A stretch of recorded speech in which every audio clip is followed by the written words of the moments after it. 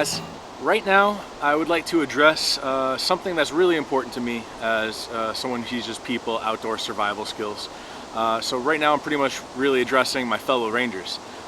Anytime I do a survival program for the public, I always start with something I call the 3 supremely crucial points. You can think of this sort of as a disclaimer, as it were. Teaching outdoor survival skills is something that I take very seriously. It's something that I have a great respect for, or at least try to have the highest level of respect for. If we were to teach people first aid, if we were to teach people CPR, if we were to teach people any type of medical thing, we would need to be licensed. We would need to go through a process where we're approved to teach that by some type of licensing committee.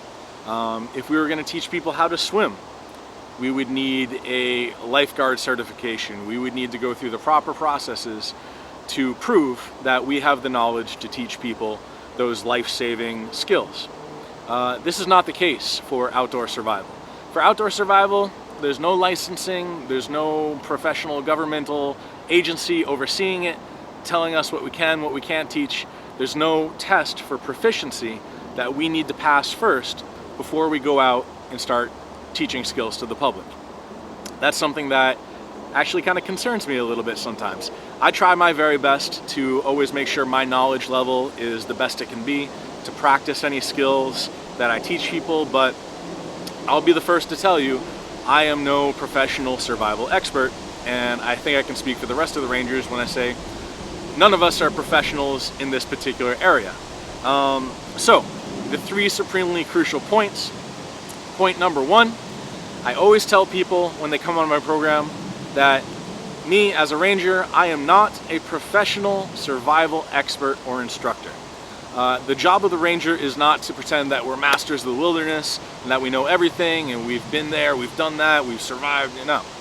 We are here to teach people some very basic skills, to do a little show and tell of some basic gear, and to introduce the topic of survival to our patrons. If we present ourselves as full-blown experts with years under our belt, it's irresponsible. So, supremely crucial point number 1, Rangers are not survival experts or professionals. Supremely crucial point number 2 that I make sure all of our patrons know when they come on a Ranger survival program. Attending one of our programs is not licensed to wander off into the wilderness unprepared. It's kind of like if you watch the football game on Sunday, it doesn't mean that you're going to be able to go out the next day and throw a perfect spiral. Skills like outdoor survival take practice. They take lots of practice. To master these skills, you need to do it in a lot of different situations. You need to do it when it's raining, when it's sunny, when it's cold, when it's dry, when it's hot, so on and so forth, so that you know what you're doing and you have experience in doing those things. So I always try to impart to our patrons that coming on this program does not give you permission, it does not make sense for you now to go off into the wilderness unprepared. So as part of that, I also take it as our responsibility as Rangers to teach people the best skills, to teach people the skills that have the best chance of saving their life. I love teaching people how to use a bow drill to start a fire. That's really, really fun. It's a very visual thing. People are really into it. They get really, really excited when you get a fire started using a bow drill. However, I'm not going to go and teach people how to use a bow drill if I haven't taught them how to use a fire steel first. Modern survival tools, 9 times out of 10, are always going to be better than primitive tools and primitive methods. I'd much rather have a fire steel and know how to use it than I would struggling out in the woods under needing to find the perfect conditions where a fire bow and drill is going to work well for me. Those are skills that are fun, they take a long time to master, but teaching it to our patrons without teaching them the basics first is a waste of time and it's kind of irresponsible. We need to teach them the stuff that's going to help them to save their lives. Now, having said all that, we are in New York City parks, there's a lot of rules here, so it's very important that we teach our patrons how to practice survival skills the right way in New York City parks. Of course, this starts with leave no trace. If a patron is going to practice shelter building, they need to know you're not going to take living materials from the trees around you and cut down living trees to do that. You need to take dead materials. When you're done building your shelter, you you need to dismantle it and scatter the pieces so that you've left no trace behind in the parks. We don't want a park full of little debris huts and little shelters all over the place that are just there for months. Of course, a big part about survival is practicing your fire making skills. Patrons need to know that they can't just wander into a Forever Wild site and do that. They need to do it specifically in a grilling area in an authorized grill. There's nothing wrong with practicing your fire skills in New York City Park as long as you're doing it in an appropriate grilling area where fires are allowed to be done. And of course, anytime we're dealing with survival skills, we have to talk about knife laws. We need our patrons to know that to carry a knife in New York City has a lot of rules attached to it. For one, the blade has to be less than 4 inches. 4 inches and over is illegal. The person has to be age 18 or over.